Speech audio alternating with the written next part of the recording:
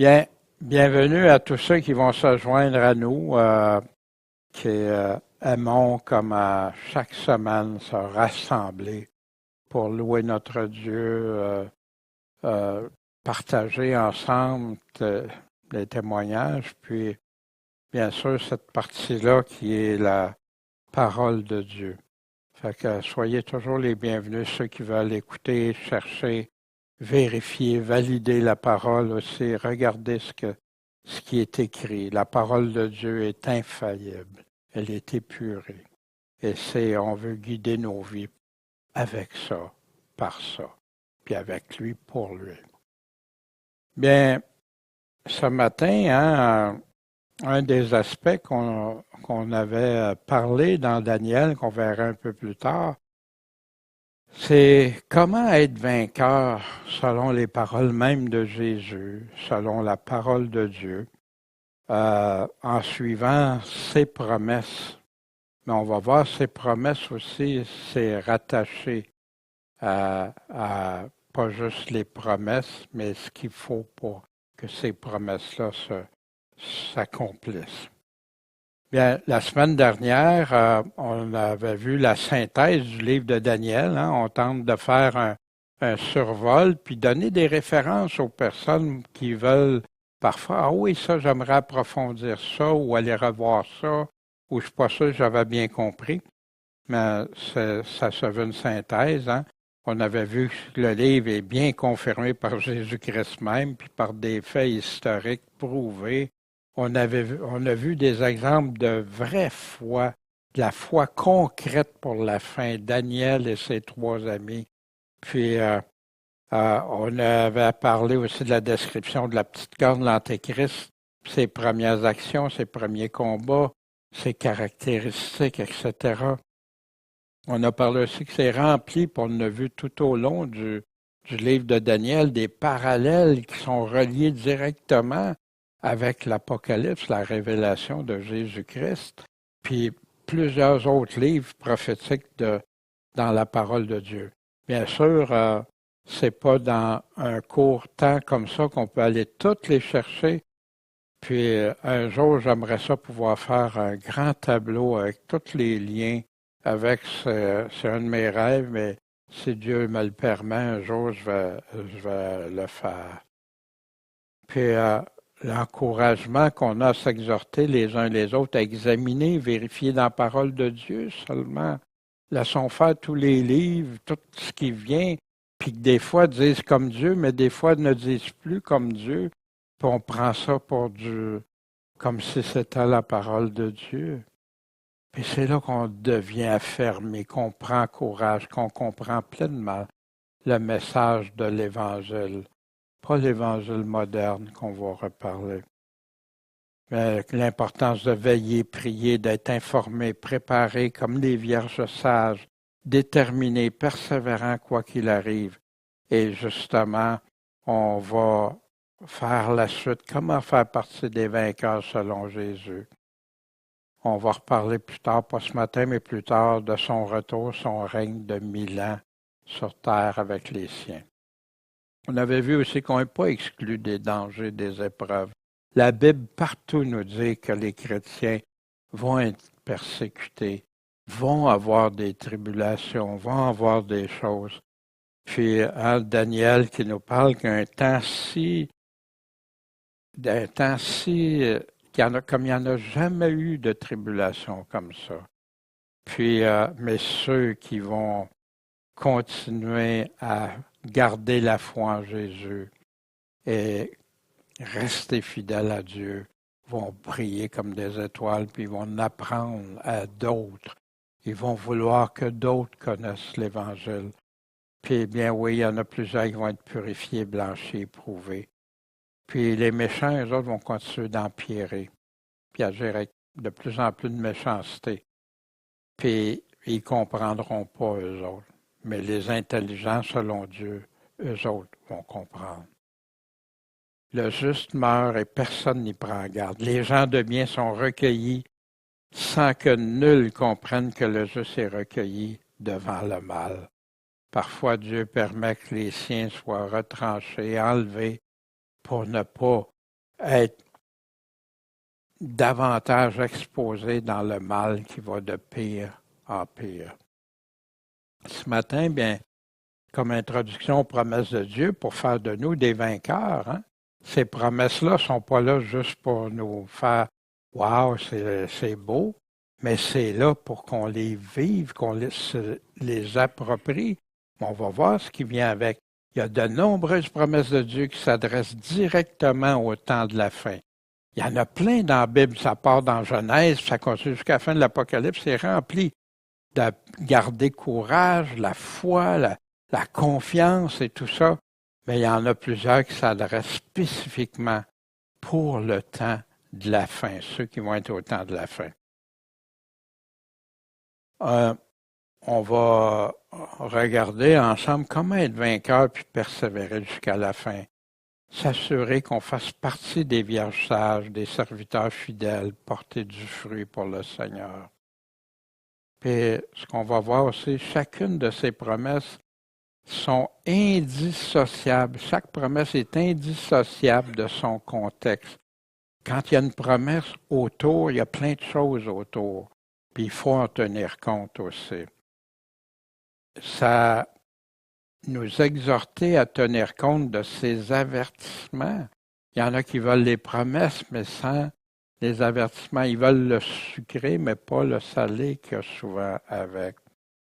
Et des conditions, ils ne veulent pas des conditions, ils ne veulent pas être attachés à quelque chose. Non, je veux juste qu'est-ce qui est bon. Puis souvent, l'Évangile moderne a conduit beaucoup à ça, malheureusement. Pour que Dieu accomplisse ses promesses et qu'on puisse les obtenir, ben Dieu a établi des choses. C'est comme quand on lit un contrat. Dans le contrat, l'alliance que Dieu a faite avec nous, ben il y a des promesses, il y a des certitudes, puis il y a ce qu'il faut pour que le contrat soit valide de part et d'autre. Le Seigneur nous dit, demandez, vous recevrez, cherchez, vous trouverez, puis frappez, puis on vous ouvrira. Puis ça, c'est quelque chose de si important, qu'on le demande à Dieu, qu'on cherche, on demande à qui à Dieu, on cherche où dans ses paroles, puis on frappe où. Dieu, tu peux me répondre, ouvre-moi, j'ai besoin de comprendre, j'ai besoin de cheminer pour toi. On a besoin de croire véritablement, pour le vrai, là, à ces grandes promesses, puis être pleinement convaincu qu'il est capable de les réaliser. Si ce n'est pas dans notre cœur, ça, on s'en va vers l'échec. Mais si on se l'approprie, puis qu'on croit Dieu, puis on respecte ce que Dieu nous demande, Amen. Soyons bénis. Dieu aime bénir et sauver ses enfants. Mais malheureusement, ce n'est pas tous qui vont être vainqueurs. La parole nous dit, hein, ceux qui vont dire Seigneur, Seigneur, vous êtes Seigneur, Seigneur, vous utilisez mon nom, vous faites plein de choses en mon nom, mais je ne vous connais pas parce que vous vivez dans l'iniquité. Pour certains qui ont été exposés à un évangile moderne, qu'est-ce que je veux dire par moderne? Mais ce n'est plus le même évangile tel qu'il a été présenté dans les Actes des Apôtres, dans le Nouveau Testament, mais qui a été altéré au cours du temps, qui est incomplet. On veut le Seigneur, on veut le Sauveur, mais sans la Seigneurie de Christ sur nos vies. On veut être sur le trône, le nous qui reste là, au lieu de dire, ben moi je descends de mon trône, puis je laisse Dieu trôner. C'est lui mon Seigneur, mon Maître. Et il y en a beaucoup qui vont être choqués ou surpris ou scandalisés même. Mais avec les propres paroles de Jésus, j'ai entendu malheureusement souvent dans des églises des gens qui se disaient chrétiens, puis ça c'est Jésus qui a dit ça, puis non, ça se peut pas, ou pas Jésus, Ou non, ben ça c'est pour les autres, c'est pas pour moi. Maintenant je suis sauvé, c'est pas pour moi. Quelle tristesse. S'il est mon Seigneur, c'est lui qui dit la vérité. C'est lui que je dois, en qui je dois me confier, puis croire. Croire la foi, ben c'est croire qu'est-ce qu'il dit, puis pas juste les parties qui font mon affaire. Puis voici Jésus, quand il parle, hein, la semence, la parole de Dieu, qu'ils reçoivent, mais ils sont très joyeux, heureux, wow, Jésus et tout ça, puis les paroles de Jésus, mais ils n'ont pas de racines en eux-mêmes. Ils ne sont pas fondés sur le roc vraiment profondément. C'est ce qu'on appelle des chrétiens superficiels, hein? Puis ils ne durent qu'un moment. De sorte que quand il arrive de l'affliction, de tribulation ou de la persécution qui surviennent pour la parole de Dieu à cause du Seigneur, ils sont aussitôt scandalisés. Et c'est ça que l'apostasie va, en plein l'apostasie, plusieurs vont abandonner la foi. C'est triste. J'en pleurais cette nuit, je continuais à préparer, puis je regardais ça. Puis je pleurais, Seigneur, il y a tant de chrétiens aujourd'hui qui se disent chrétiens, mais qui ne font pas attention à ce que tu dis. Seigneur, ils ne réalisent pas souvent qu'ils méprisent tes propres paroles, puis même ils vont dire, un tel a dit ça, les paroles d'un tel deviennent supérieures à celles de Jésus. Puis pour ma part, si je reviens puis je répète des choses, je reviens avec, c'est ce que j'ai à cœur d'en réveiller, d'arriver à dire, ben regarde, c'est Jésus qui a raison, c'est lui qui nous dit ça. Puis c'est pas pour les autres, c'est pour nous, là. Mais chacune de ces promesses, ça nous exhorte à tenir compte de ces avertissements, de ces conditions, pour que Dieu les accomplisse, qu'on puisse les obtenir. Puis ce matin, ça va nous aider à comprendre mieux pourquoi certains vont abandonner la foi, puis même vont aller jusqu'à trahir des frères et des sœurs en Jésus-Christ pendant la période la plus difficile de l'humanité, mais surtout pour les chrétiens que Jésus, ses apôtres puis les prophètes ont prédit depuis longtemps. Certains seront sages, et c'est ce que je souhaite, que tous ceux qui écoutent, qui cherchent la vérité, qui aiment Dieu, soient sages. On va définir, hein, c'est quoi que Dieu parle, Jésus parle quand il parle de sagesse. Il y en a d'autres qui vont être insensés, ils vont continuer pareil. Certains vont être des fidèles serviteurs, d'autres ne le seront pas. Puis Jésus donne les catégories, qu'est-ce qui va arriver à ces personnes-là, qui vont pourtant avoir dit Seigneur, Seigneur. Pourquoi plusieurs vont abandonner la foi pendant le règne de l'Antéchrist? Ah, bien sûr, on sait qu'il y a l'imposition de la marque de la bête. On connaît tous les choses. Mais ce matin, c'est nous de regarder comment on croit Dieu ou pas. Parce que Dieu n'abandonnera pas ses fidèles. Dieu ne l'a jamais fait et il ne le fera pas. Mais il veut des fidèles. Il veut des vrais de vrais. Pour mieux comprendre les promesses, il y a certains principes. Dieu nous parle par la Bible qui contient ses paroles. C'est la seule place qu'on peut. La foi doit venir de là. Il veut que tous puissent en venir à connaissance de la vérité pour non seulement devenir ses enfants et être sauvés, mais pour garder la foi. Parce que sans la foi, c'est impossible de lui plaire. Puis dans l'Évangile moderne, on dit aux gens qu'un coup qu'ils ont fait une prière, qu'ils ont accepté Jésus, que tout est réglé, puis que même ils peuvent abandonner, puis c'est correct, comme j'entends des grands prédicateurs dire. Jésus a promis. Oui, mais Jésus pose ses conditions pour ça. Oui, Jésus promet, mais on va voir ça dans quelques instants.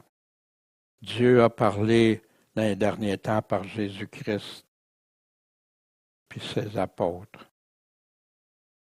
Il dit très clairement que les temps de la fin vont être les plus difficiles pour l'humanité, puis particulièrement pour ses élus qui vont être exposés à l'adversaire, au malin. Jésus a dit de persévérer jusqu'à la fin pour être sauvés. Il y en a qui réussissent à rendre ça, ça leur prend bien plus qu'une phrase pour l'expliquer, hein? Parce que là, ils ne veulent pas que Dieu aime ses enfants et demande à ce qu'ils croient fermement en lui, en toute confiance, même dans ses pires moments, puis où il va préserver ses fidèles. Et on va voir c'est quoi que ça veut dire préserver ses fidèles. Puis afin de nous fortifier entre-temps, il nous fait de nombreuses promesses de son soutien. Par la foi dans ses promesses, puis son esprit qui va nous donner tout ce qui est nécessaire pour résister, comme il l'a fait à partir des apôtres, des catacombes, de l'Inquisition et actuellement pour nos frères et sœurs qui sont persécutés pour la foi. Puis tout ça pour lui demeurer fidèle, tout comme pour Daniel et ses 3 amis qu'on a vus au travers le livre de Daniel. Les promesses sans les avertissements, les promesses doivent être dans leur contexte. Qu'est-ce qu'il dit avant, après, autour. Mais ils doivent être jumelés aux conditions du contexte. Hein? C'est un rouage, ça va ensemble. Si je sépare ça de son contexte, c'est comme découper une lettre, un bout de phrase, une lettre, dans une lettre. Puis être en lui, avec lui, pour lui, dans son esprit. Tout ça marche ensemble. Puis on ne peut pas se permettre d'enlever une de ces engrenages-là.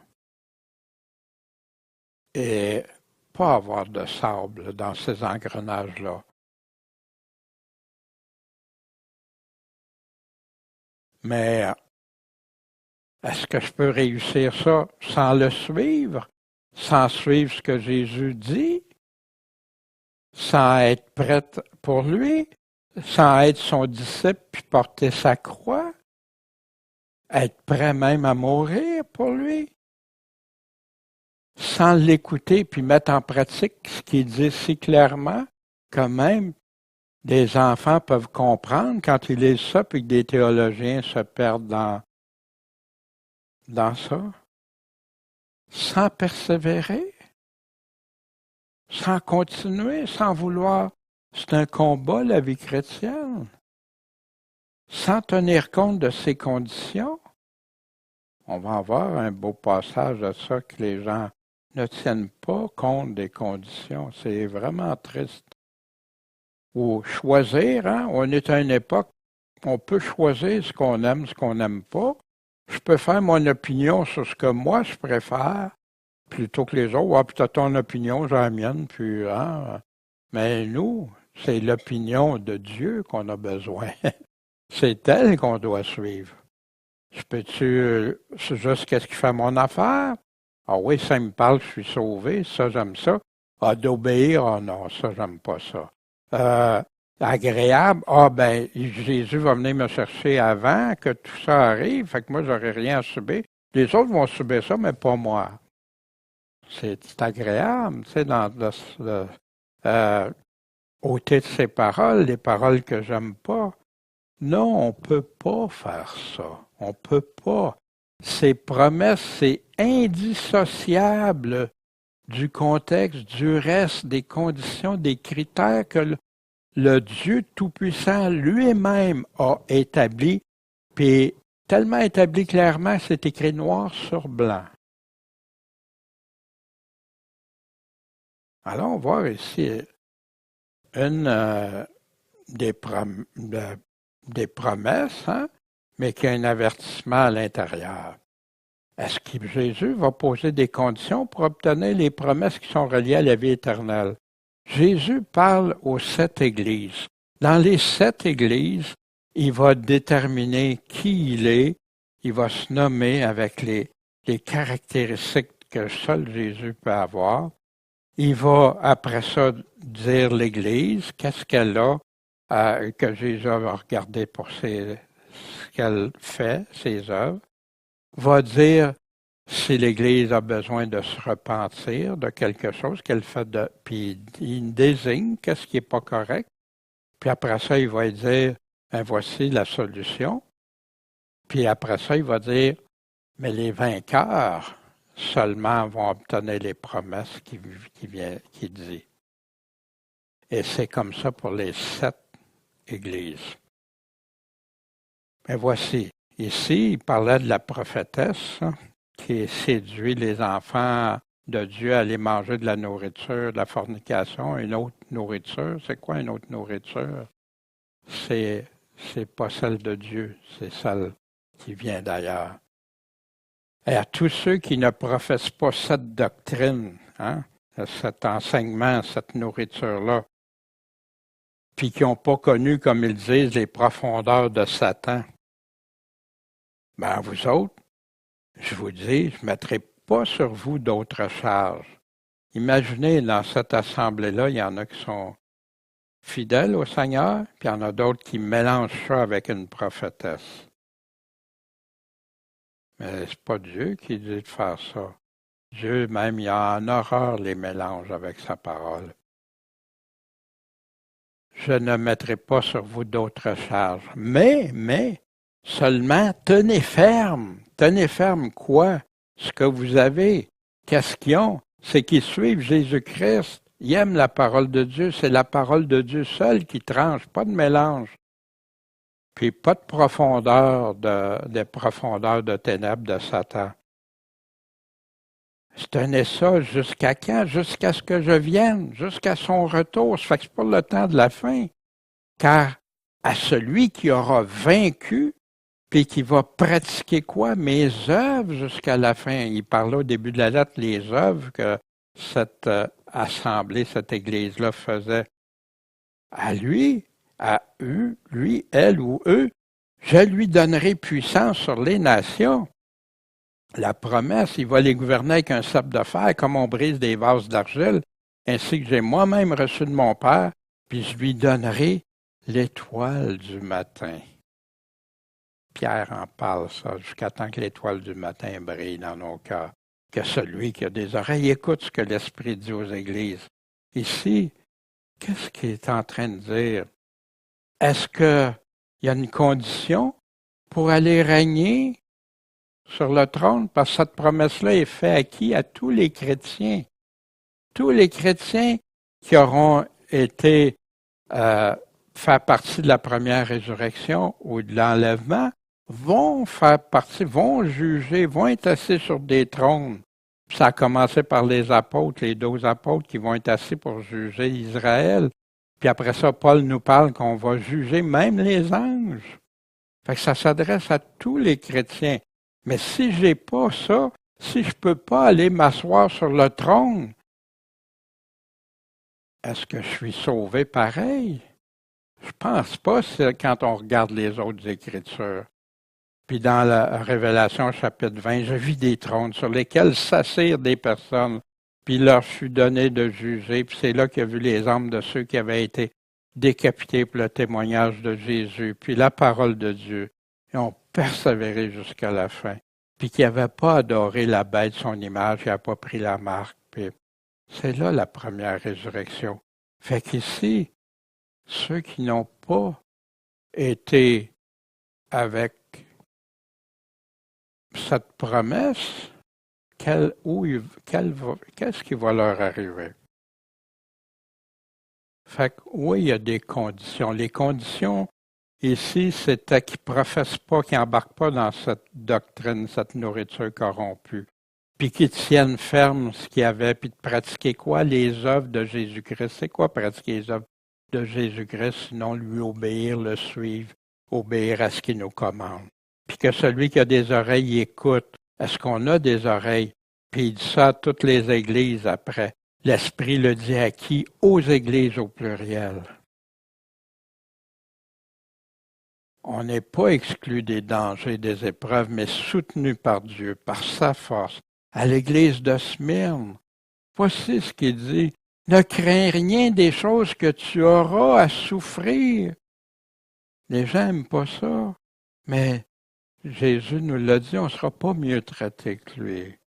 Voici, le diable va jeter en prison quelques-uns de vous, pas tous, afin que vous soyez éprouvés, testés, et vous aurez une affliction, une tribulation de 10 jours.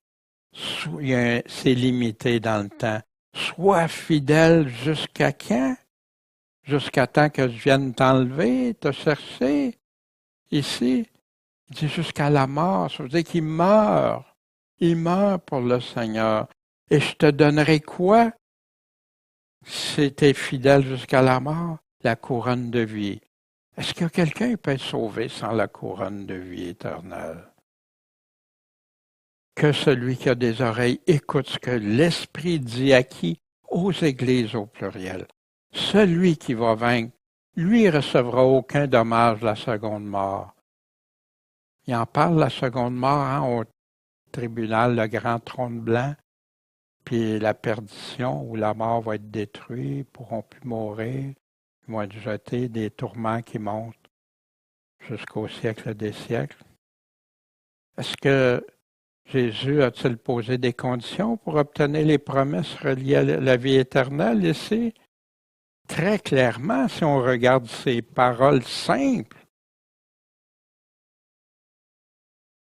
Puis encore ce passage, le juste meurt, personne n'y prend garde. Les gens de bien sont recueillis sans que nul comprenne pourquoi le juste est retranché, est enlevé, parce qu'il est recueilli devant le mal. Comme Lot, qui à chaque jour, son âme était tourmentée pour voir le mal qui se passe. Nous aussi, c'est comme ça, quand on voit le mal empirer de plus en plus. Et c'est quels critères Jésus pose pour faire partie des vainqueurs? Une des plus connues, l'Église de Philadelphie. Voici ce que dit le saint, le vrai, le véritable, celui qui a la clé de David qui ouvre, puis personne ne peut fermer, puis il ferme, puis personne ne peut ouvrir. C'est le chemin, la vérité, la vie, le seul chemin, le seul médiateur.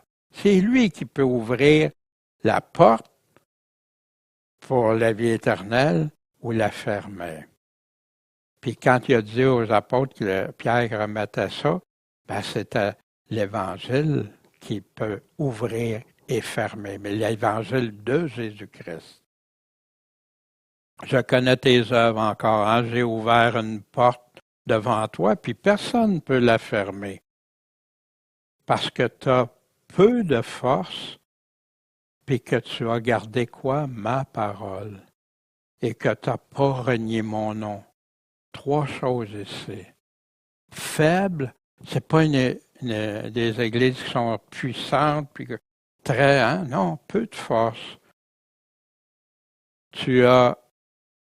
Qu'est-ce que tu as fait aussi? Tu as gardé ma parole. C'est quoi garder sa parole? C'est obéir, le suivre, faire ce qu'il nous a dit de faire, quelles que soient les circonstances.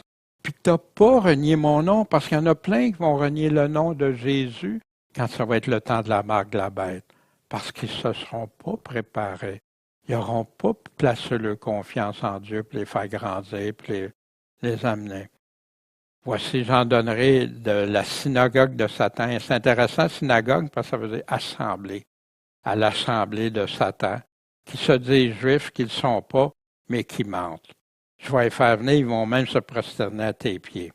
Puis ils vont connaître que je t'ai aimé. Pourquoi? Parce que tu as gardé la parole de ma patience. Ma parole de la patience, ceux qui persévéreront jusqu'à la fin seront sauvés, Jésus nous parle. Moi-même, je te garderai de l'heure de tentation. On va regarder ça, le mot garderai, qui doit venir sur le monde entier pour éprouver les habitants de la terre. Je viens bientôt. Bientôt, fait que c'est à la fin, Tiens ferme ce que tu as, encore une fois, pour que personne ne prenne quoi? Ta couronne. Laisse pas personne t'enlever ta couronne. Comment? Garde ma parole. T'as pas beaucoup de force, mais tu gardes ma parole, puis tu renies pas mon nom. Et laisse pas ça partir. Garde ça. Celui qui vaincra, je ferai de lui une colonne dans le temple de mon Dieu. Il n'en sortira plus et j'écrirai sur lui le nom de mon Dieu et le nom de la cité de mon Dieu et la nouvelle Jérusalem qui descend du ciel. Ils vont avoir accès où? Avec Dieu, être avec Dieu pour l'éternité, d'avoir le nom, l'accès à la cité, puis tout ça. Sans accès à la cité de Dieu, t'es où? Qui descend du ciel d'auprès de mon Dieu et mon nouveau nom. Sans le nouveau nom de Jésus, oublie ça. Où tu vas être? Que celui qui a des oreilles écoute ce que l'Esprit dit aux églises. On va examiner, parce que Jésus dit, je te garderai de l'heure de la tentation qui doit venir sur le monde entier. Fait que moi, on m'avait enseigné que c'était, quand Jésus disait ça, c'était l'enlèvement, parce qu'il venait nous enlever.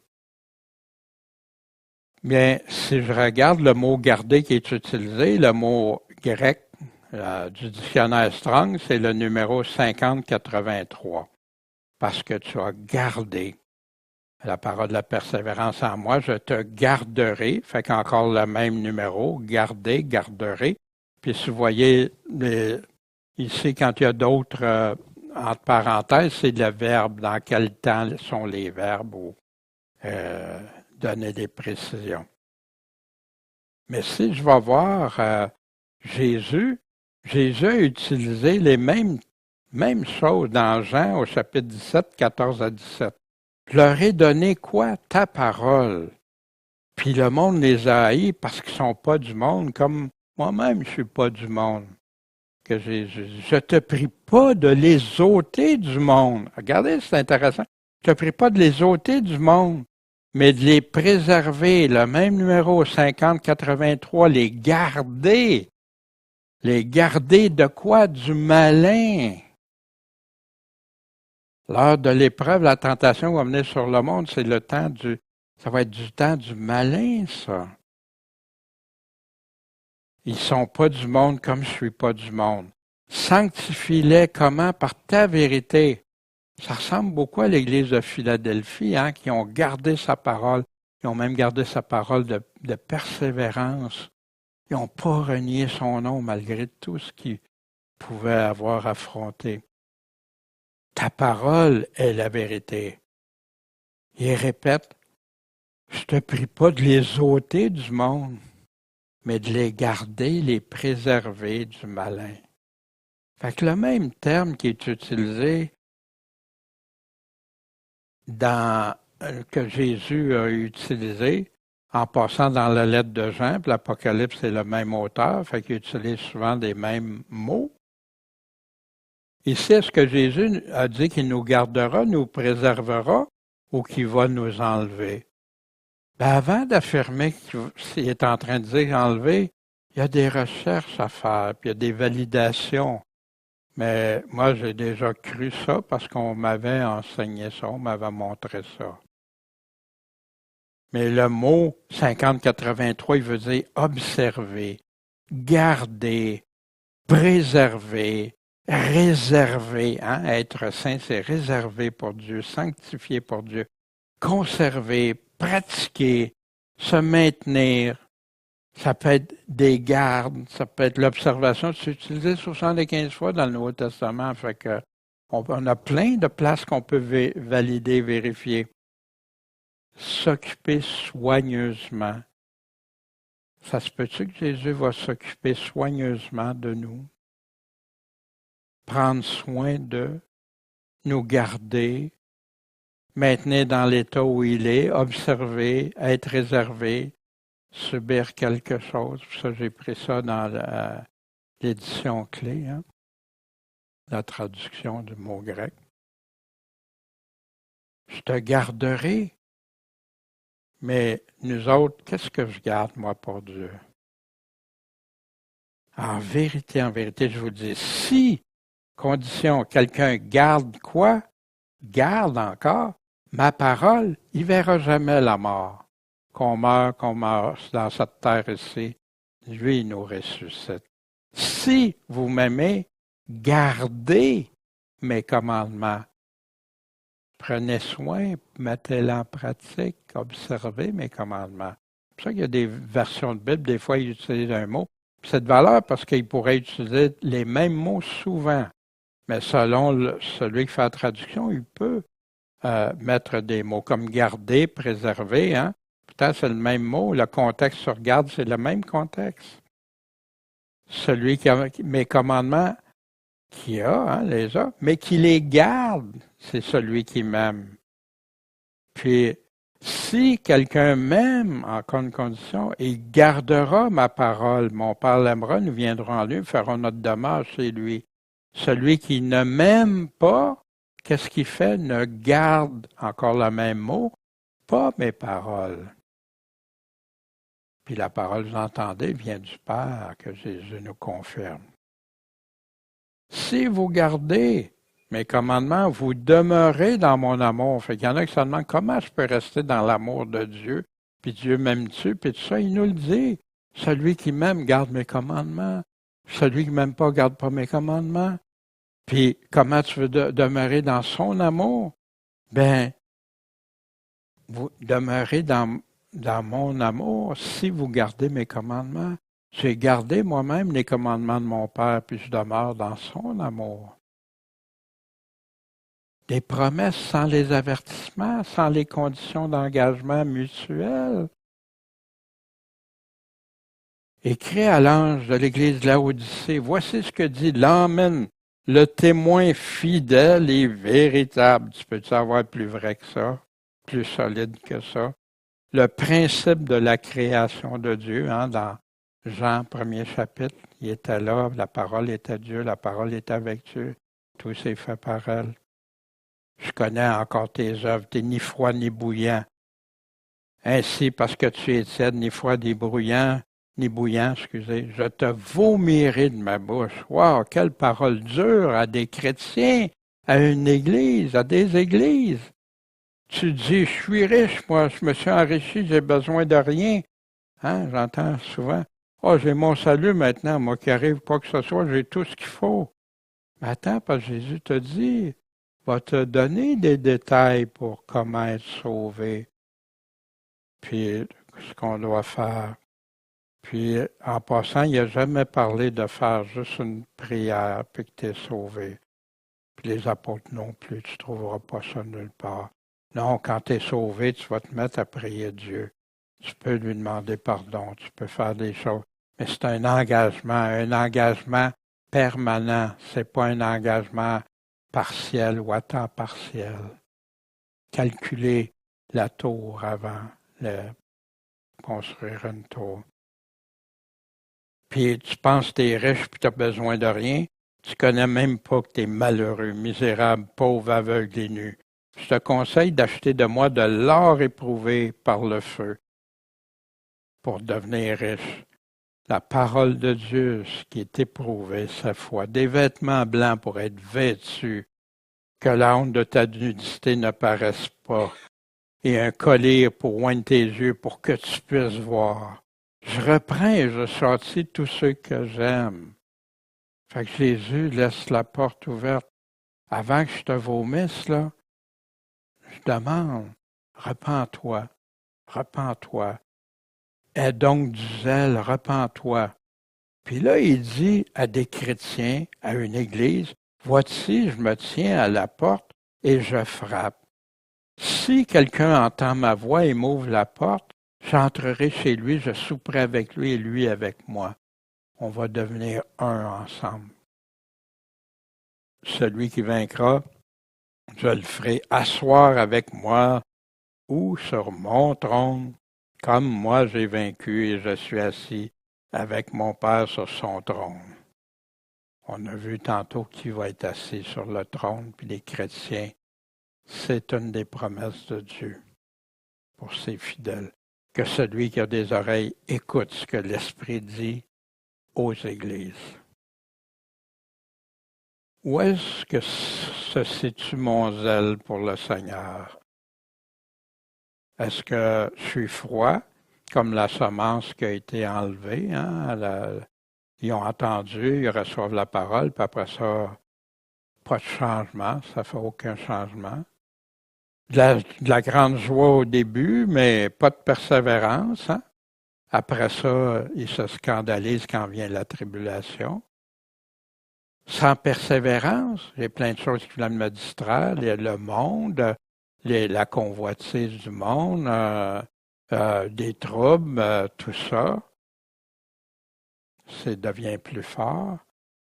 Ou j'ai des hauts et j'ai des bas.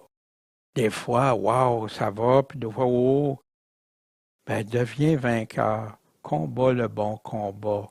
Chemine de progrès en progrès, c'est ça que la parole nous enseigne de faire. Mais il faut qu'on ait une détermination, choisir dans notre cœur de le vouloir, ça, avec le Seigneur. Puis aussi, je suis zélé pour Christ. Aie du zèle. Repens-toi.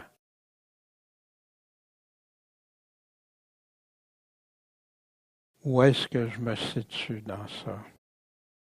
Ça, c'est chacun pour soi. Puis le Seigneur dit, je reprends et je châtie tous ceux que j'aime. Jésus aime. Jésus est mort tellement qu'il nous aime, qu'il est mort pour nous, par amour pour nous. Mais il veut qu'on se repente. Si vous ne vous repentez pas, aucun salut promis. Aie donc du zèle, repens-toi. Aussi, dans la marche chrétienne pour être vainqueur, on n'est pas exclu des pièges, des séductions, des tromperies, bien au contraire. Jésus qui répond à ses disciples, hein, dis-nous quand ces choses vont arriver, c'est quoi le signe de ton avènement puis de la fin du monde de ce temps? Et Jésus répondant, disant, prenez garde, la première chose, que personne ne vous séduise, parce que plusieurs vont venir en mon nom. Il y en a qui vont dire, même c'est moi le Christ, ils vont séduire beaucoup de gens. Vous allez entendre parler de guerre, de bruit de guerre. Prenez garde de ne pas vous troubler. N'ayez pas peur de ça, là.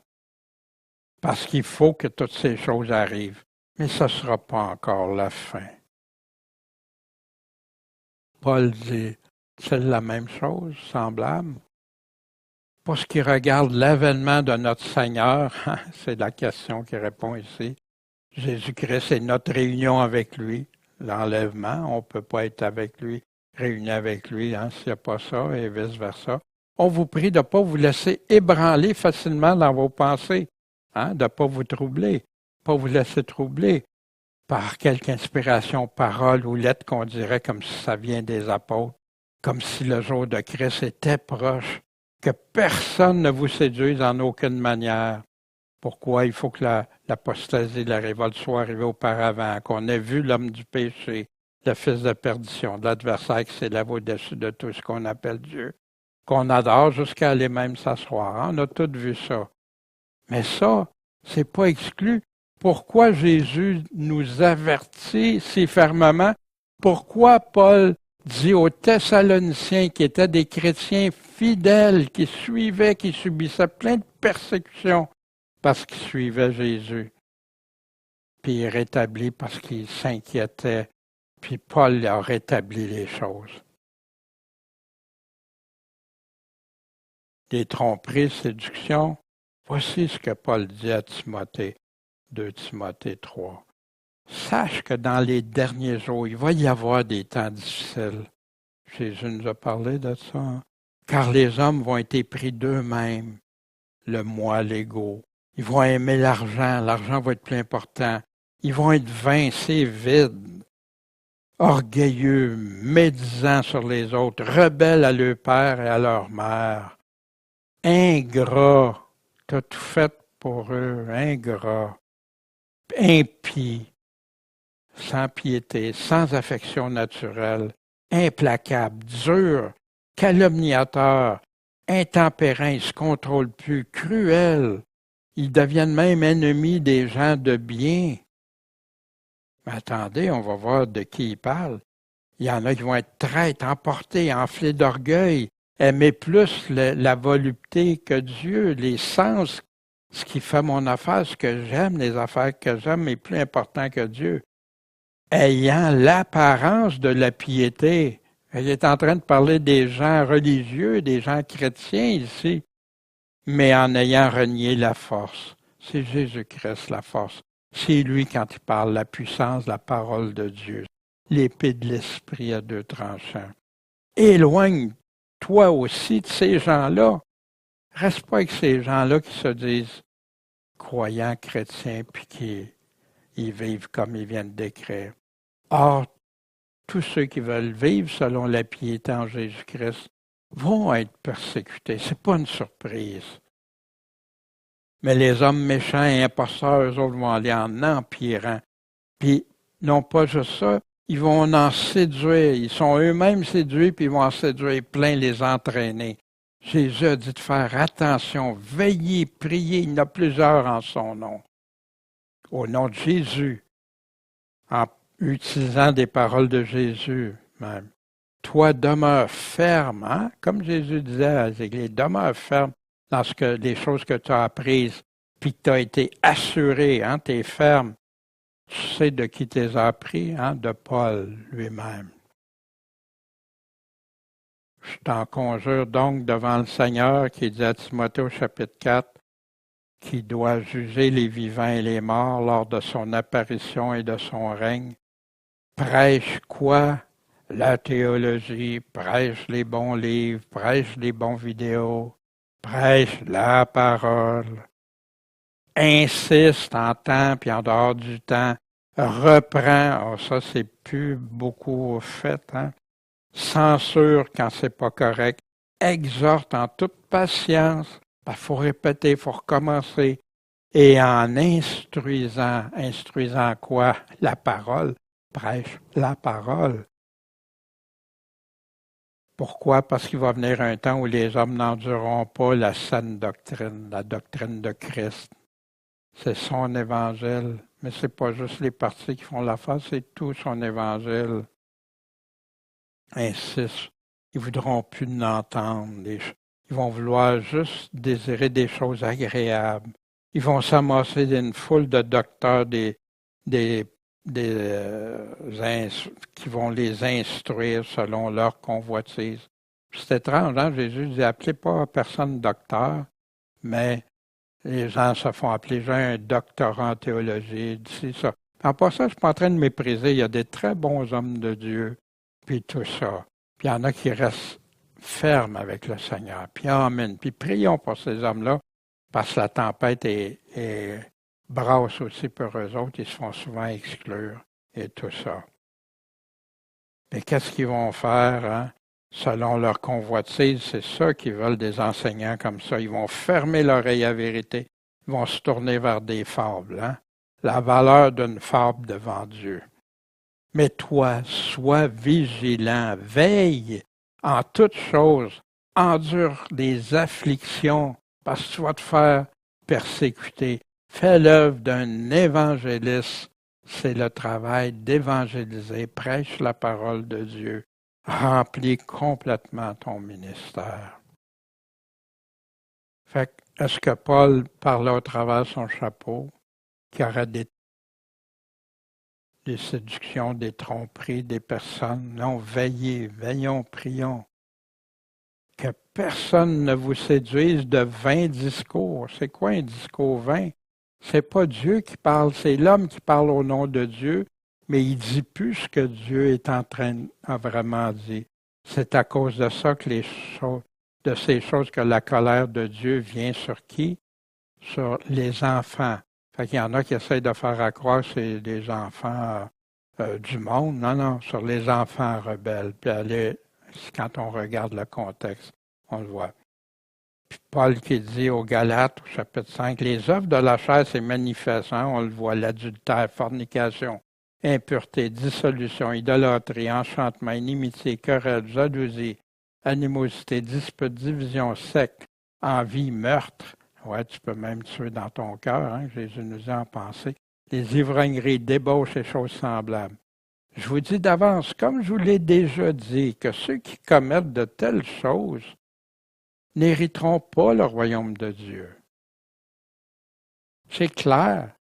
Pourquoi qu'on entend des pasteurs, des prédicateurs dire que la personne, l'adultère, mais il va hériter le royaume de Dieu. Il ne s'est pas repenti, il continue dans son adultère. L'autre qui fait toutes sortes de choses décrites ici.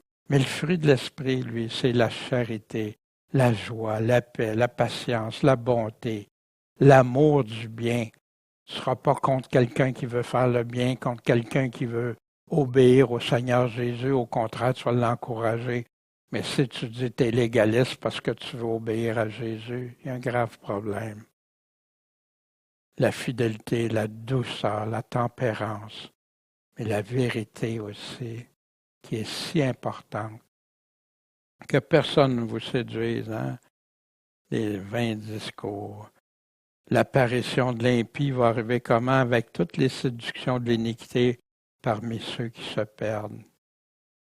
Pourquoi? Parce qu'ils ne reçoivent pas l'amour de la vérité pour être sauvés. On en a parlé souvent. Ils n'en veulent pas. Il y a mieux vivre selon leur chair, selon leur moi. Voici, Jésus a averti, prenez garde que personne ne vous séduise, parce que plusieurs vont venir en mon nom. Est-ce qu'on écoute Jésus? Qui croit en Jésus? Qui l'a bien écouté? Quand Jésus a commencé à dire que le Fils de l'homme devait souffrir beaucoup, être rejeté, puis qu'il va être mis à mort, puis 3 jours, il parlait de ça ouvertement. Mais Pierre s'est mis à le censurer. Ben non, Jésus, dis pas ça, fais pas ça. Mais comment Jésus a réagi? Arrière de moi, Satan. Pourquoi qu'il dit ça? Il dit, pourquoi? Car tes pensées ne sont pas aux choses de Dieu, mais à celles des hommes. Pierre aimait Jésus. Pierre voulait que Jésus soit. Ben non, Jésus, tu peux pas, toi, subir ça.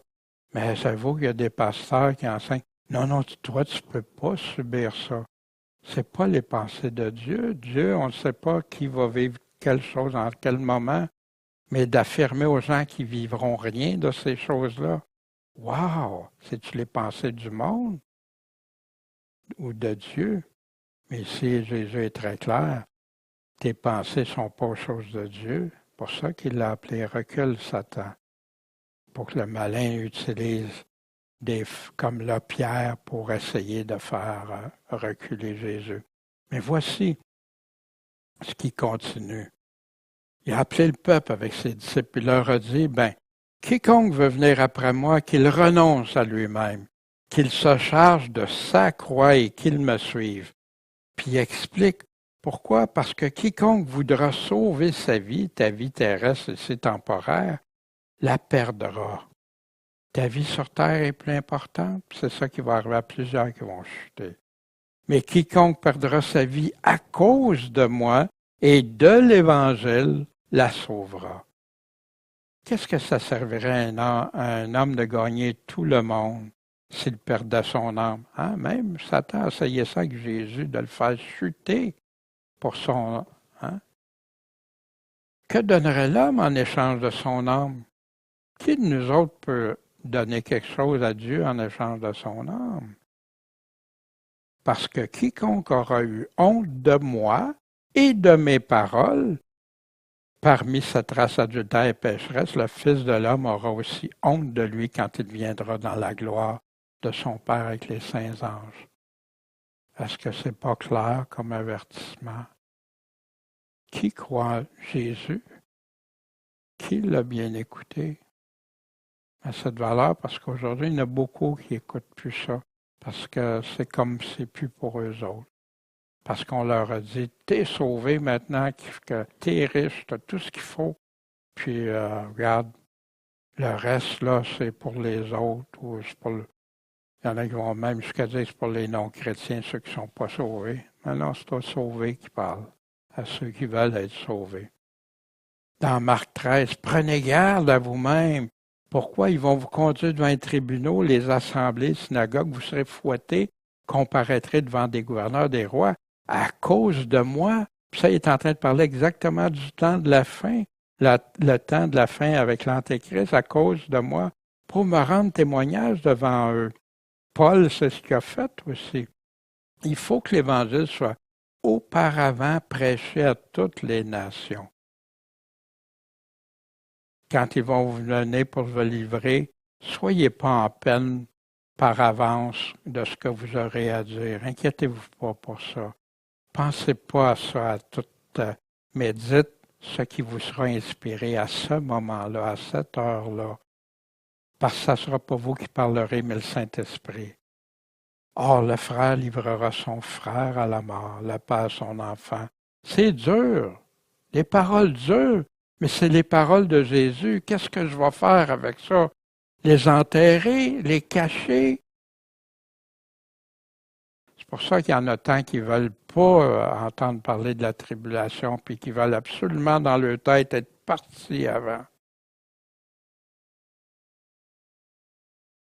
Mais vous serez haïs de tous à cause de quoi? De mon nom. Ceux qui veulent vivre selon Jésus-Christ, comme il arrive à nos frères, nos sœurs actuellement. Mais celui qui persévérera jusqu'à la fin sera sauvé. Que tu aies perdu ta vie ou que tu l'aies gardée jusqu'à l'enlèvement, celui qui aura persévéré jusqu'à la fin. La même chose de l'Église de Smyrne, hein, qui persévère jusqu'à la fin, jusqu'à la mort. Ou d'autres, ils ne mourront pas. Puis là, il parle de l'abomination hein, qu'on a vu dans Daniel si souvent. Paul, qui croit ce que Paul a écrit? Qui l'a bien écouté? Si Dieu est pour nous, qui sera contre nous? Lui qui n'a pas épargné son propre Fils pour nous, par amour pour nous, mais qui l'a livré pour nous. Comment donnera-t-il pas toutes choses avec lui? Qui va les accuser des élus de Dieu? C'est Dieu qui justifie. Qui condamne? Christ est mort et bien plus, il est ressuscité. Il est même assis à droite de Dieu. Puis il intercède aussi pour nous. Qui va nous séparer de l'amour de Christ? Ça va-tu être la tribulation, l'angoisse, la persécution, la faim, la nudité, le péril ou l'épée? Selon qu'il est écrit dans la Bible, nous sommes livrés à la mort tous les jours à cause de toi, et nous sommes regardés comme des brebis destinées à la tuerie. Exactement pour le temps de la fin, ce qui va arriver pour plusieurs. Au contraire, regardez, là il décrit un tableau sombre, tu dis « Wow, ça va mal ». Mais regardez les paroles de Paul. Au contraire, dans toutes ces choses, nous sommes quoi? Plus que vainqueurs. On a de l'air des losers, mais on est plus que vainqueurs. Par celui qui nous a aimés. Pourquoi? Parce que je suis assuré que ni la mort, ni la vie, ni les anges, ni les principautés, ni les puissances, ni les choses présentes, ni les choses à venir, n'importe quoi qui peut arriver, ni la hauteur, ni la profondeur, ni aucune autre créature ne pourra nous séparer de l'amour de Dieu manifestant Jésus-Christ notre Seigneur. Mais Paul ici, qu'est-ce qu'il est en train de dire? Tout ce qui peut arriver, si je subis quoi que ce soit, je reste ferme avec le Seigneur, je vis pour lui. Puis si on lit tout le début aussi du chapitre 8, c'est extraordinaire dans son contexte. Puis là, on voit que, wow, c'est immuable. Le seul qui peut se séparer de l'amour, c'est toi-même si tu n'aimes pas, tu n'obéis pas au Seigneur. Celui qui m'aime garde. Celui qui ne m'aime pas garde pas. C'est nous qui pouvons le faire. Mais pour ça, on a besoin de son aide. Hein? C'est avec lui qu'on le fait. Puis plus qu'on lui obéit, plus qu'il nous rend forts, plus qu'il nous enseigne. Puis comme aux Thessaloniciens, le Seigneur est fidèle, qui vous affermira et vous préservera encore du malin. Voyez-vous ce qu'il est en train de dire? Il va vous affermer, vous rendre plus fort, puis il va vous préserver du malin. Il dit ça à une Église qui est fortement persécutée. Puis justement, il est en train de parler juste avant ça de l'Antéchrist au chapitre 2. Les psaumes sont remplis, hein? Le psaume 46. Dieu est notre retraite, notre force, notre secours dans les détresses. Est fort facile, aisé à trouver. C'est pourquoi nous ne craindrons pas quand la terre serait bouleversée, quand les montagnes seraient ébranlées au sein de la mer, quand ces eaux mesuraient bouillonnant, puis que leur furie ferait trembler les montagnes. Dieu donne du secours dès le retour du matin. Les nations s'agitent, les royaumes s'ébranlent. Il fait entendre sa voix, la terre se fond. L'Éternel des armées est avec nous, le Dieu de Jacob est notre haute retraite. C'est là, c'est une pause. Hein? Puis souvent, il y avait quand vous voyez ça, le mot c'est là, une pause pour réfléchir aussi à ce qui venez contempler les exploits de l'Éternel, les ravages qu'il fait sur la terre. C'est lui qui fait cesser les combats jusqu'au bout de la terre. Il brise les arcs, il brise les lances, il brûle les chars au feu. Cessez, dit-il, et reconnaissez que je suis Dieu. Il va être exalté parmi les nations, par toute la terre. L'Éternel des armées est avec nous, le Dieu de Jacob est notre haute retraite. Peux-tu dire ça? Peux-tu, toi, dire que c'est Dieu, ta haute retraite? Puis comme Paul, rien ne me séparera de l'amour. Est-ce qu'on y croit? En attendant sa délivrance, il y a le psaume 37, un super beau psaume. Irrite-toi pas contre les méchants, porte pas envie à ceux qui font le mal. Oui, parce que ça va de pire en pire. Ils vont être bientôt fauchés comme l'herbe. Confie-toi en l'Éternel, fais le bien, habite la terre, fais de la vérité ta nourriture, ta pâture. Prends ton plaisir en l'Éternel, pas dans les choses du monde.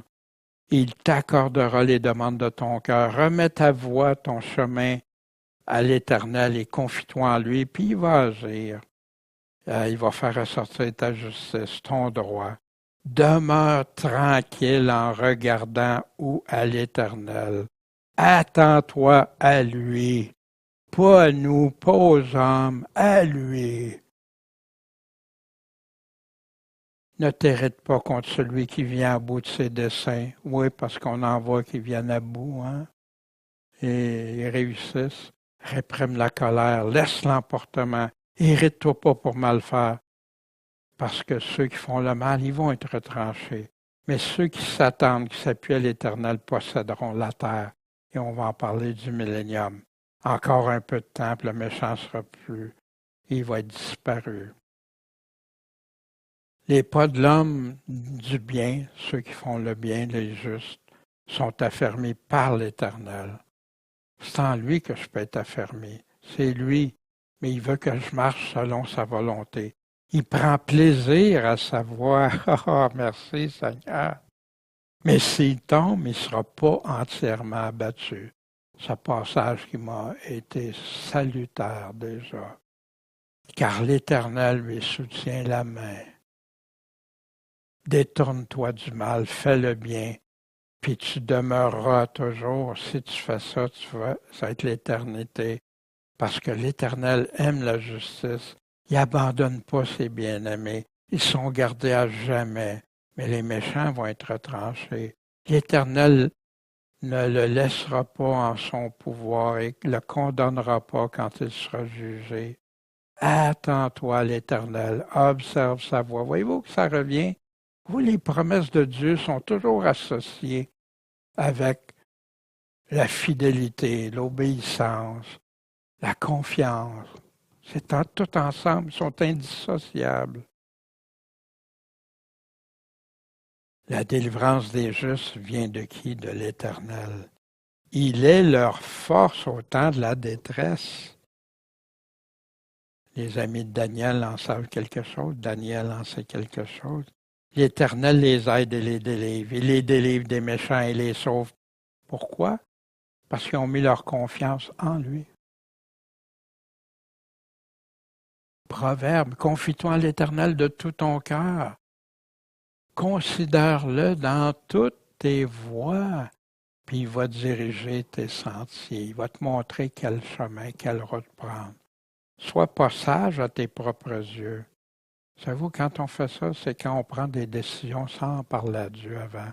Je parlais ce matin, des fois, je commence ma journée, je fais des affaires, puis hop, je n'ai pas confié mes affaires à Dieu. Souvent, ça ne va pas si bien. Puis quand je le confie à Dieu, ça va souvent très bien. Des fois, ça ne va pas bien, mais Dieu est là, puis il me donne de la patience, il me donne la façon d'en sortir, puis amen, merci Seigneur. Crains l'Éternel et détourne-toi du mal. L'Éternel est ma lumière et ma délivrance. De qui aurais-je peur? L'Éternel est le rempart de ma vie. De qui aurais-je crainte? Est-ce qu'on le croit, ça? Est-ce que j'ai peur de quelqu'un? Est-ce que j'ai peur de quelque chose? Qu'on ait des appréhensions, on peut en avoir. Mais quand on en a, Jésus nous dit, n'ayez pas de crainte, n'ayez pas peur. Viens à moi. Puis il nous donne une paix qui surpasse toute intelligence. Puis regardons ça. Seigneur, j'avais tellement peur de ça, ou des appréhensions. Puis regardons ça. C'est pas comme je pensais. Puis quand c'est comme je pensais, ben tu me donnes la paix de composer avec ça comme. Puis même je me sens bien malgré les circonstances. Voici. Quand une armée. David, savais-tu de quoi il parlait? Quand une armée camperait contre moi, mon cœur ne craindrait pas. Quand la guerre s'élèverait contre moi, ce sera là ma confiance, l'Éternel.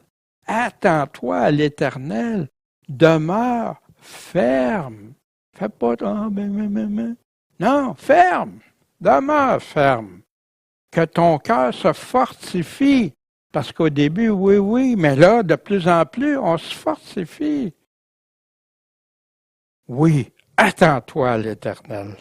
Merci, David. Voici Jésus. Quand vous entendrez parler de guerre, de sédition, de révolte, ne vous épouvantez pas. Savez-vous, c'est les phrases les plus souvent utilisées dans la Bible, de ne pas avoir peur, de ne pas craindre, et tout ça. Les seuls temps qu'il nous dit de craindre, craignez l'Éternel. Ou quand il a mis des autorités. Mais à part ça, non. Car il faut que ces choses arrivent auparavant. Il faut que ça arrive, on n'a pas le choix. Il va y avoir une nation contre nation, royaume contre royaume, des grands tremblements de terre un peu partout, des famines, des pestes, des choses épouvantables, des grands signes dans le ciel. Ça, c'est juste avant que Jésus descende. Mais avant tout cela, ils vont mettre la main sur vous, vous persécuteront, vous irez livrant aux assemblées, aux synagogues, vous mettant en prison, on l'a vu tantôt. Mais ce sera pour vous une occasion de témoignage. Mettez-vous donc dans l'esprit de ne pas préméditer votre défense. Parce que regardez, tantôt il disait l'Esprit Saint vous dira, voici ici, car je vous donnerai. Jésus, l'Esprit Saint et le Père font un. Ici, Jésus peut dire, c'est l'Esprit. Je vous donnerai une bouche, une sagesse à laquelle tous vos adversaires ne pourront contredire ni résister. Là, il parle de ceux qui vont être livrés par les parents, tout ça, haïs de tout le monde à cause du nom de Jésus. Inquiétez-vous pas, il ne se perdra pas un cheveu de votre tête. Il est en train de dire qu'il va nous arriver rien? Non, il nous parle pour la vie éternelle. Là, on va être, c'est là. Possédez vos âmes comment? Par votre patience, votre persévérance. Jésus nous répète ça à différentes occasions. Des exhortations à demeurer vainqueurs en ayant confiance. Quand il nous parlait d'Israël dans l'Ancien Testament, toutes ces choses leur arrivaient pour servir d'exemple. Elles sont écrites pour nous instruire. Qui? Nous qui sommes parvenus au dernier temps. C'est pourquoi que celui qui croit être debout prenne garde qu'il ne tombe. Il ne dit pas qu'il va tomber, mais si tu penses que tout est correct, tu es riche, tu as tout, fais attention. Aucune tentation, aucune épreuve ne vous est survenue qui n'ait été une tentation humaine. Or, Dieu est fidèle. Mais il ne permettra pas que vous soyez tentés au-delà de vos forces. Il y en a qui disent, ouais, mais moi, ça a été au-delà de mes forces. Ouais, mais t'as-tu remis ça à Dieu? Non, ils essayaient par leur force. Puis nous aussi, quand ça va brasser fort, là, c'est sa force à lui qui va nous donner ça. Comment que des chrétiens dans le jardin de Néron, hein, j'ai donné souvent cet exemple-là, on induisait de bitume, on les allumait pour éclairer le jardin de Néron, puis qui chantaient en brûlant. C'est-tu humainement possible, ça? Qui pourra dire, je suis faible? Wow! Et Dieu est tout-puissant. John Hus qui chantait en brûlant. Plein d'exemples. C'est au-delà de ce qu'on peut penser. Mais avec l'épreuve, la tentation, il va nous donner aussi le moyen de s'en sortir pour qu'on puisse la supporter, qu'on puisse l'endurer. Fuyez l'idolâtrie. Fait qu'il relie ça à encore la sanctification. Et dit, de quel plus grand supplice pensez-vous que sera jugé digne celui qui foulera aux pieds le Fils de Dieu, qui tiendra pour profane le sang de l'Alliance? Fait que là, les gens, souvent j'ai entendu des prédicateurs dire, ben ça, tu vois, c'est des non-chrétiens là, qui rejettent Jésus. Non, par lequel il avait été sanctifié. Est-ce qu'on peut être sanctifié sans le sang de Christ, sans s'être repenti et converti? Par lequel? Et qui outragera l'Esprit de la grâce, l'Esprit Saint. Dieu qui nous accorde sa grâce, sa faveur. Car nous connaissons celui qui a dit, à moi appartient la vengeance, je rendrai l'appareil, dit le Seigneur. Et ailleurs, le Seigneur jugera son peuple. C'est une chose terrible que de tomber entre les mains du Dieu vivant. Oui, l'Évangile moderne n'enseigne plus qu'on craint Dieu, on aime Dieu, on ne veut pas lui déplaire. C'est lui, il nous dit de ne pas craindre ceux qui peuvent enlever la vie, mais craindre celui. Puis pas être terrorisé, non. Jésus avait la crainte du Père, puis il nous l'a transpiré dans plusieurs de ces choses. Le Père était son Fils, puis l'amour qu'il avait envers son Père, Jésus jamais n'a rien fait pour offenser le Père. Au contraire. Dieu, la fidélité, Paul parle encore aux Thessaloniciens, éteignez pas l'esprit, étouffez pas, puis méprisez pas les prophéties. C'est ce qu'on regarde, les prophéties. Éprouvez toutes choses, testez-les, retenez ce qui est bon, pas ce qui est pas bon ou mal ou incertain. Abstenez-vous de toute apparence de mal. Puis en passant, comment qu'on va savoir ce qui est bon, les prophéties, ce qui est une apparence de mal? Ben, c'est dans la parole de Dieu, l'Écriture inspirée qui est là pour nous enseigner, nous corriger et tout. Que le Dieu de paix vous sanctifie lui-même tout entier. Wow, Seigneur, toi tu peux me sanctifier, tu peux me mettre à part pour toi. Et que tout ce qui est en vous, l'esprit, l'âme et le corps, il manque-tu quelque chose? Non, c'est tout.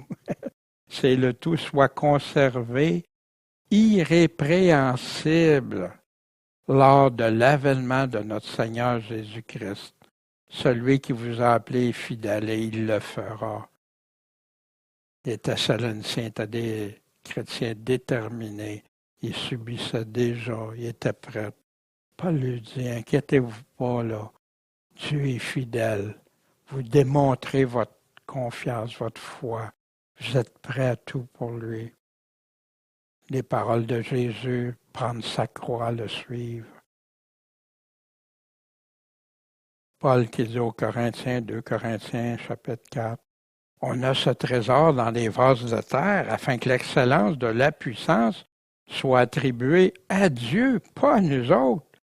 Nous, on est pressés de toute manière, mais pas réduits à l'extrémité, en perplexité, mais non sans espérance. Persécuté, mais non abandonné. Ça va-tu bien? Paul vivait-tu une belle vie, hein, comme il y en a qui disaient, qui prétendent accepter Jésus puis sauveur? Non. Notre âme va être en paix. Notre âme va être dans la joie, malgré les circonstances.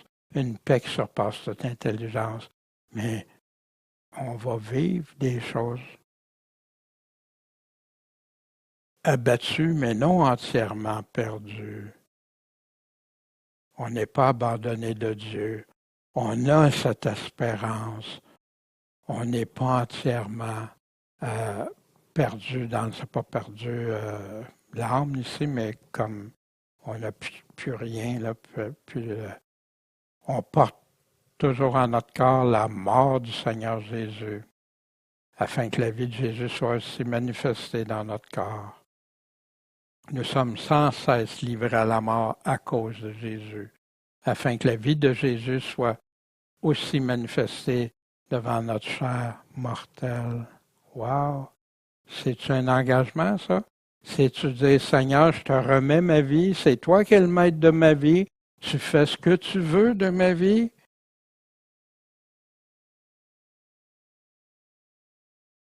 Mais ayant le même esprit de foi, selon qu'il est écrit, j'ai cru, c'est pourquoi j'ai parlé. Nous aussi, nous croyons, c'est pourquoi nous parlons. Ça fait partie, ça, d'un chrétien dans les témoignages. On a un grand protecteur, hein? Tous ceux qui se retirent vers toi se réjouissent, qu'ils chantent de joie à jamais, sois leur protecteur, et que ceux qui aiment ton nom triomphent en toi, sois des vainqueurs, parce que toi, Éternel, tu bénis le juste, tu l'environnes de ta bienveillance comme un bouclier. Délivre-nous, Éternel, parce qu'il n'y a plus d'hommes de bien. Les fidèles ont disparu d'entre les fils des hommes. Ils se parlent faussement un à l'autre. Ils parlent avec des lèvres flatteuses, avec un cœur double. Est-ce qu'on constate pas ça aujourd'hui? Puis ils disent, on va avoir le dessus par nos langues. On est assez brillant, intelligent. Nos lèvres sont à nous. Qui va nous dire, quoi faire? Qui est notre maître? À cause de l'oppression des misérables, à cause des gémissements des pauvres, maintenant, dit l'Éternel, je me lèverai, je mettrai en sûreté celui qu'on insulte. Les paroles de l'Éternel sont des paroles pures. C'est un argent affiné au creuset, en terre, fondu 7 fois. Il peut y avoir de l'impureté dans ça. Toi, Éternel, tu les garderas, préserveras. Tu nous préserveras de cette race à jamais. Ça va être définitif quand ça va être réglé. Lorsque des gens abjects s'élèvent parmi les fils des hommes, les méchants se promènent de toutes parts. Puis quand t'en as là, des leaders, là, que c'est juste de la méchanceté, des choses qu'on dit, des promesses pour les vainqueurs. Sachant que celui qui a ressuscité le Seigneur Jésus nous ressuscitera aussi par Jésus, notre espérance, et nous fera comparaître avec vous. Car toutes ces choses sont pour vous, afin que cette grâce se multipliant abonde en action de grâce d'un grand nombre pour la gloire de Dieu. Quand on a sa grâce, on la met aussi à profit, comme les talents. C'est pourquoi nous ne perdons pas courage. Et si notre âme extérieure se détruit, il s'use, l'intérieur, lui, se renouvelle de jour en jour. Un chrétien, il grandit, il renouvelle ses pensées, il ne reste pas dans tout le temps, non. Mais ses pensées sont en Dieu. Car notre légère affliction du temps présent, imaginez pas, c'est léger avec tout ce qu'il a vécu, du temps présent, produit en nous le poids éternel, hein? Léger, mais un poids éternel d'une gloire souverainement excellente. puisqu'on ne regarde pas aux choses visibles, mais on regarde aux invisibles, parce que les choses visibles, celles qu'on voit dans le monde, c'est pour un temps. Mais les invisibles, elles, sont éternelles, les choses que Dieu a promis. On sait en effet que si dans cette tente, notre demeure terrestre est détruite, on meurt, nous avons dans les cieux un édifice qui est de Dieu, une maison éternelle, qui n'est pas faite de main d'homme. Car nous gémissons dans cette tente pendant qu'on est ici, désirant avec ardeur d'être revêtus de notre domicile du ciel. Est-ce qu'on a ce désir-là? Mais voici, Paul rajoute, si toutefois nous sommes trouvés vêtus et pas nus, si on marche dans la sanctification, si on marche en vêtements blancs que Jésus nous demande, est-ce qu'on a ce désir ardent? Puis ça, quand tu es dans la forte persécution, là, ça aide à purifier, à faire que nos désirs se portent juste vers Dieu. C'est juste ça qui va compter, le reste sera plus. Mais nous, on se prépare. On ne faut pas attendre là parce qu'il y en a qui vont penser être debout, puis ils ne seront pas. Mais qu'est-ce qu'ils doivent faire? Juste obéir, le suivre, faire confiance. Si on le suit, on l'aime de tout notre cœur, on obéit, on est prêt à le suivre, coûte que coûte, ou il n'y a pas de crainte à avoir. Parce que ce n'est pas les hommes, ce que les hommes peuvent nous faire qu'on va craindre. Ou les circonstances, les situations, c'est Dieu. Puis Dieu lui a plein d'amour pour ceux qui lui sont fidèles. Voici ce que Jésus, les promesses de Jésus. À qui? À ceux et celles qui l'écoutent et le suivent. Mes brebis. Est-ce qu'on est ces brebis, une de ces brebis? Qu'est-ce qu'ils font? Ils entendent ma voix. Puis Jésus dit qu'il les connaît, il nous connaît, et elles me suivent. Fait qu'on écoute ce que Jésus dit, puis on le met en pratique, on le suit, on fait ce qu'il nous demande. On est disciples. Je leur donne la vie éternelle, puis elles périront jamais. Même si tu meurs ou pas, et nul ne les ravira de ma main. Mon Père qui me les a donnés est plus grand que tous, et personne ne peut les ravir de la main de mon Père. Moi et le Père, nous sommes un. Quelle belle promesse! Voyez-vous encore les conditions posées ici? Il y en a qui ne lisent pas le premier verset. Entendre sa voix, écouter ce qu'il nous dit, le suivre. Écoutons-nous Jésus. Voici Jésus en Luc 21. Je vous dis en vérité que cette génération ne passera pas, que toutes ces choses arrivent. C'est toutes dans la même génération, le temps de la fin. Le ciel et la terre passeront. Mais mes paroles ne passeront pas. Imaginez, le ciel, la terre qu'on connaît, ça va disparaître. Mais pas les paroles de Jésus. Ils vont rester. Rester. D'ailleurs, mes paroles vous jugeront. Donc, prenez garde à vous-même. Pourquoi? Parce que mes paroles ne passeront pas. Ça va rester. Prenez garde à vous-même. Il ne faut pas que vos cœurs s'apesantissent par la débauche, l'ivrognerie ou les inquiétudes de cette vie. Il y en a qui sont tellement inquiets, qui sont tout le temps en mode « Non, inquiétez-vous pas, Jésus nous le dit. » Et que ce jour-là vous surprenne subitement. Parce qu'il va surprendre comme un filet tous ceux qui habitent la face de la terre, ça veut dire partout. Donc, veillez et priez en tout temps. Dans quel but? Afin que vous soyez trouvés dignes d'éviter toutes ces choses qui doivent arriver. Qu'on soit préservés, que nous, on ne devienne pas indignes parce qu'on ne demeurera pas digne. Et subsister, devant le Fils de l'homme. Et Jésus, quand il dit qu'il va séparer fidèles, infidèles, boucs, brebis, vierges folles, sages, ceux qui ont produit des talents ou pas. Ces paroles ne passeront pas. Puis la foi, la confiance qu'on a en Jésus vient de ce qu'on entend. Puis ce qu'on entend vient de la parole de Dieu. La foi, une pleine confiance, une des plus grandes exhortations. Le juste vivra par la foi. Mais si quelqu'un se retire, mon âme ne prend pas de plaisir en lui, que dit Dieu.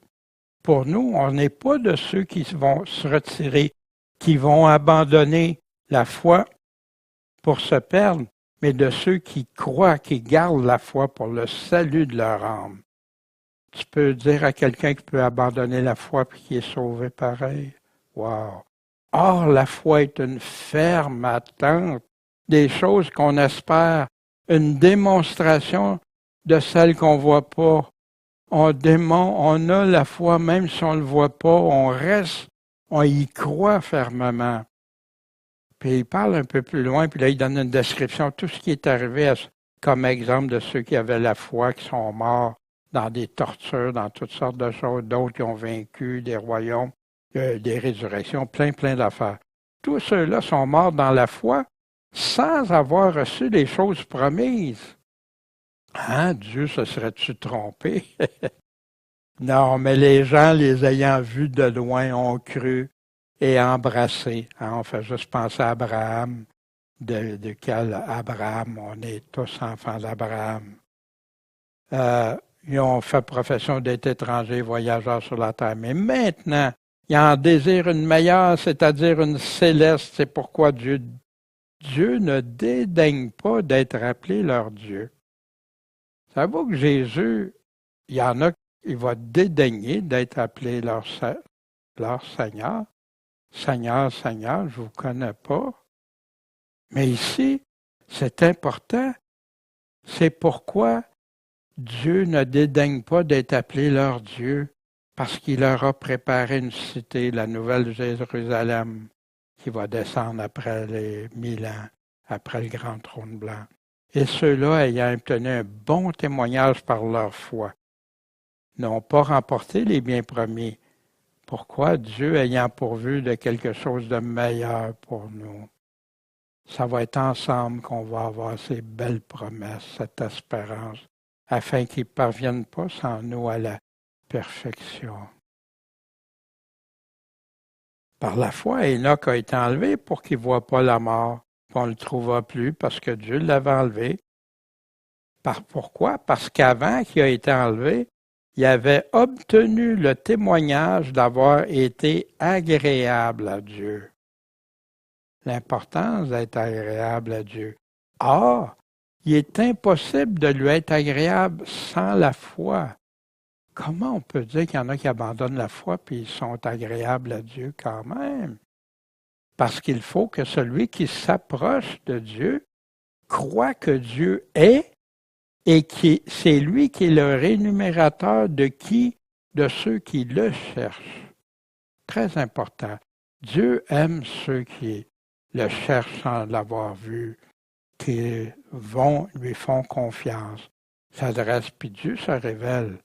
C'est à la conversion, comment Dieu, wow, répond, donne une paix de wow, c'est des questions, 1000 questions que je me posais, puis wow, c'était tout clair en lisant ces paroles. Souvenons-nous des 3 amis de Daniel qui ont, parce qu'ils ne voulaient pas adorer la statue comme ceux pour la marque de la bête, ils ne voudront pas. Ils étaient sous la protection de Dieu. Leur foi a été testée, éprouvée jusqu'au maximum. Mais voici une attitude selon Dieu qu'on devrait tous avoir en dedans de nous. Voici notre Dieu, que disent les 3 amis, que nous servons. Fait que c'est pas un Dieu imaginaire, c'est pas. On le sert, on agit pour lui, peut nous délivrer de la fournaise ardente. Et il nous délivrera de ta main, ô roi. Sinon, s'il ne nous délivre pas, parce que Dieu est souverain, c'est lui qui peut faire oui ou non, Sinon, sache au roi que nous ne servirons pas tes dieux, puis qu'on n'adorera pas la statue d'or que tu as élevée. C'est ça, être vainqueur. Puis d'ailleurs, il ne parle, ceux qui obéissent au commandement de Dieu, qui ne prennent pas la marque, et tout ça est très clair, noir sur blanc dans l'Apocalypse.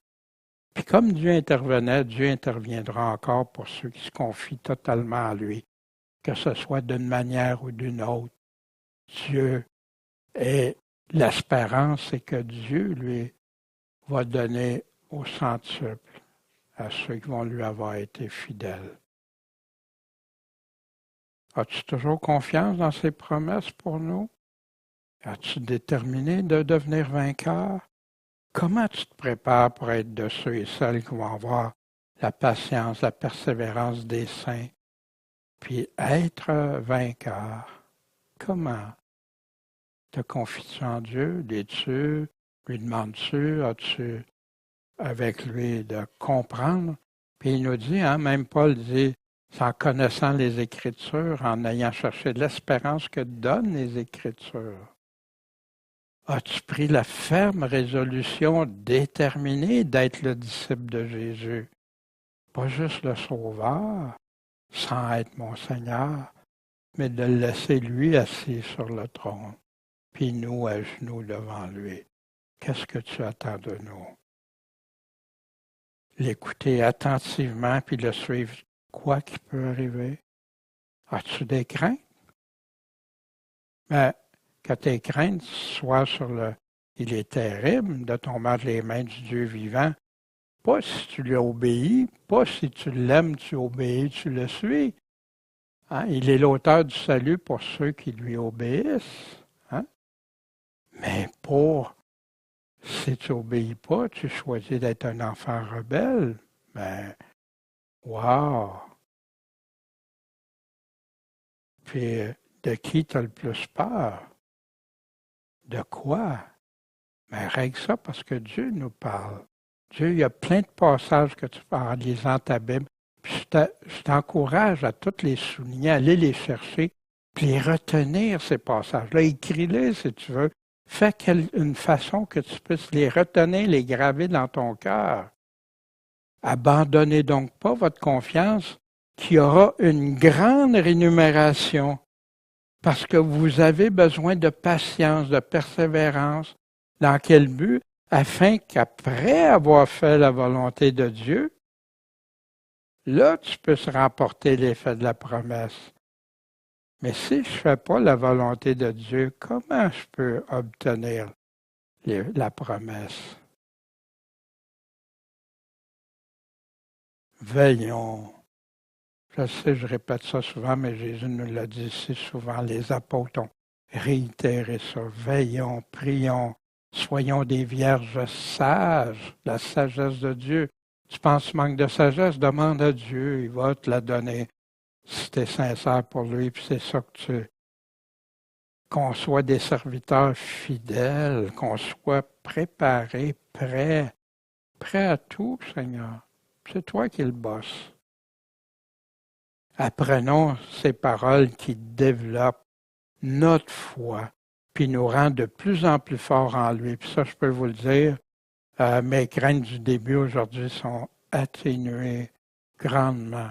Puis quand ça me revient que j'ai des choses, Seigneur, OK, je me reconfie au Seigneur, puis wow, la paix revient. Puis ça nous rend de plus en plus forts en lui. Puis ça nous encouragera au temps approprié, qui peut être pour demain, qui peut être pour dans X temps, mais pas juste la grande tribulation, ces choses-là, dans toutes circonstances. On ne sait pas notre souffle quand est-ce qu'il va arrêter chacun. Des quelques psaumes qui sont super pour nous encourager. Les psaumes sont remplis, il y en a tellement, la Bible est remplie, il y a des milliers de promesses. Mais j'aimerais ça pouvoir faire peut-être même sous forme de diaporama là, avec des passages clés, là, des promesses. Mais pour le vrai chrétien qui sait qu'il a confiance en Dieu puis qui suit Dieu. Le psaume 91 que Sylvie nous a lu ce matin le psaume 140, le psaume 23, le psaume 27 qu'on a vu en partie, le livre de Job, puis sa conclusion. Comprendre des fois pourquoi on passe au travers certaines épreuves et tout ça. Les paroles de Jésus. Moi, c'est là que je trouve les plus belles paroles, le plus d'encouragement, des passages préférés, mais pas des passages préférés au détriment des autres que tu découpes de son contexte dans son contexte. Bien, ce matin, c'est ce que j'avais à vous partager. Je ne sais pas ce que ça fait dans vos cœurs, dans vos pensées, mais soyez assurés que les choses que j'ai sorties, c'est les paroles mêmes de Jésus. Moi, je ne suis pas Jésus. Moi, je peux juste pointer vers ce que Jésus nous a dit à tous. Puis, je vous disais, j'en pleurais parce que je sais qu'il y a beaucoup de chrétiens, des personnes que je connais, que j'aime, puis il y en a plein d'autres que je ne connais pas, mais qui sont séduits dans des erreurs, des tromperies, qui ne seront pas prêtes, qui ne seront pas préparées, puis que ça va arriver soudainement. Pourtant, Jésus nous avertit si souvent. Prions pour eux. Puis si vous en connaissez, puis surtout si tu es un prédicateur, un pasteur, un conducteur, regarde juste à Jésus. Je t'en supplie. Je t'en supplie, on aura à répondre de ce qu'on va avoir dit au nom de Jésus. On ne peut pas enlever les affaires qu'on aime moins, puis ajouter des choses qu'on aimerait que ce soit la réalité quand ce ne l'est pas. On ne peut pas croire à des fables. On doit croire à la vérité. Se nourrir notre pâture, la vérité. Mon Père Céleste, merci de tes promesses, de tes avertissements par amour pour nous. Tu nous avertis pour qu'on soit préparés. Tu ne veux pas qu'on chute, qu'on tombe, mais tu veux nous rendre forts, des vainqueurs. Puis c'est toi qui veux nous rendre vainqueurs, mais tu veux qu'on soit déterminés, qu'on soit des vrais de vrais pour toi. Fait qu'aide-nous, fortifie-nous, fais-nous grandir, puis réveille-en, Seigneur, réveille. Il y en a qui sortent de leur torpeur de l'Évangile moderne, qui a dilué beaucoup de tes paroles, ou qui en a même fait effacer. Seigneur, c'est toi qu'on veut voir un jour, qu'on soit irrépréhensible, purifié, blanchi, quand on va arriver face à face avec toi. Et que tu puisses nous dire à chacun, bon et fidèle serviteur, entre dans la joie de ton maître. Merci Jésus, mon maître, mon Seigneur, mon Sauveur. Amen.